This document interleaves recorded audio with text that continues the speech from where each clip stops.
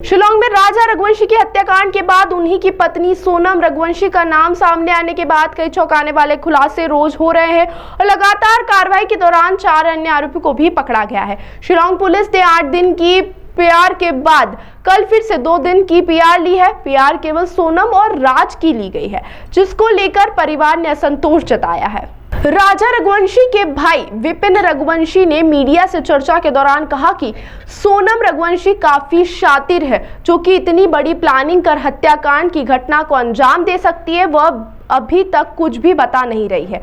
8 दिनों में उसने कुछ भी नहीं बताया, अब 2 दिन की पीआर पर क्या ही बताएगी। उन्होंने मांग की कि उसकी पीआर बढ़ाई जानी चाहिए, साथ ही नार्को टेस्ट भी कराना चाहिए। बता दें, शिलांग पुलिस ने राजा रघुवंशी हत्याकांड मामले में माननीय न्यायालय में आरोपियों को पेश किया था, जहां से सोनम रघुवंशी और राज कुशवाहा को 2 दिन की पीआर पर लिया गया है। वहीं मामले में बनाए गए 3 आरोपियों, जिसमें से आकाश राजपूत, विशाल चौहान और आनंद कुर्मी को जेल भेज दिया गया है। उनका कहना है कि इस पूरी हत्याकांड में किसी बड़े व्यक्ति का हाथ होने का अंदेशा जताया है और इसी कारण से अभी तक सोनम रघुवंशी चुप है और कोई ठोस वजह हत्याकांड में अभी तक सामने नहीं आई है। उनका कहना है कि यदि पुलिस नार्को टेस्ट करती है तो सभी वजह सामने आ जाएगी और परिवार से भी कड़ी पूछताछ करने की आवश्यकता है।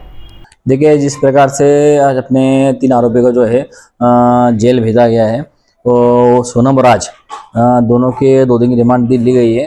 तो मैं मेघालय पुलिस से खाली एक ही मांग करता हूँ, उसमें ये हूँ तो 2 दिन की रिमांड में कुछ होना नहीं है, क्योंकि सोनम इस तरह शातिर है। तो सोनम ने 8 दिन में कभी तक कुछ कबूला नहीं कभी है, तो सोनम के लिए 2 दिन की रिमांड कुछ भी हो सकती नहीं। इस रिमांड को आगे बढ़ाया जाए और अपने सोनम का नार्को टेस्ट कराया जाए। जिस प्रकार सोनम पुलिस को गुमराह कर रही है, हो सकता है इसमें मुझे यकीन भी है, तो सोनम के पीछे जो है किसी न किसी बड़े आदमी का हाथ इसमें है। जिस प्रकार से सोनम जो है साथी बन के जा रही है, वो कुछ बोल नहीं पा रही है। अब भैया, जिस तरह से इंदौर में भी शिलांग पुलिस लगातार जांच पड़ताल कर रही है, 3 दिन में तकरीबन 20 लोगों के बयान ले चुके हैं और किन लोगों के बयान लेना चाहिए शिलांग पुलिस को, जिससे ये हत्याकांड का जो घटनाक्रम है जिसके पीछे आप कई लोगों के होने के दावे लगा रहे हैं, तो खुलासा हो सके। देखिए, मैं किसी भी दावा लगाने पर तो है ना, और मैं किसी नाम ले रहा हूँ। मेरा खाली एक ही मानना है, ये है तो सोनम से नार्को टेस्ट की जांच की जाए। सोनम के मन में क्या है, सोनम अभी तक बता नहीं पा रही खुल के, और सोनम पुलिस को गुमराह सिर्फ कर रही है। सोनम पहले कहती है मैंने मारा है, फिर कहती मैंने नहीं मारा है, फिर कहती मैं दूर खड़ी थी, फिर कहती मैं पास मैंने खुद ने उठा के फेंका है। इसी प्रकार से सोनम जो है मेघालय पुलिस को गुमराह कर रही है। मेरा एक ही मानना है, सोनम की नार्को टेस्ट की जांच की जाए।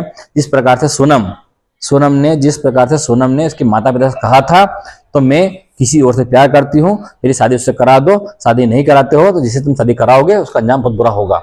मैं आज भी बोल रहा हूँ आपको, मैं तो सोनम की नार्को टेस्ट जांच जरूरी है। क्या इनकी माताजी से भी पूछताछ होनी चाहिए, सोनम की मां से भी इस पूरे घटनाक्रम को? होना चाहिए, जो अभी तक हो नहीं पाई है। आज करीब 15 दिन हो चुके हैं, उसमें कोई जांच हो नहीं पाई है तक, ना पूछताछ उनसे की है। सोनम की सहेलियों को भी ऐसा अंदाजा लगाया जा रहा है कि जानकारी में था इस पूरे हत्याकांड? देखिए, मुझे उसकी सहेली के बारे में कुछ पता नहीं है, तो सहेली इसमें इन्वॉल्व है कि नहीं, मुझे कोई आइडिया नहीं है।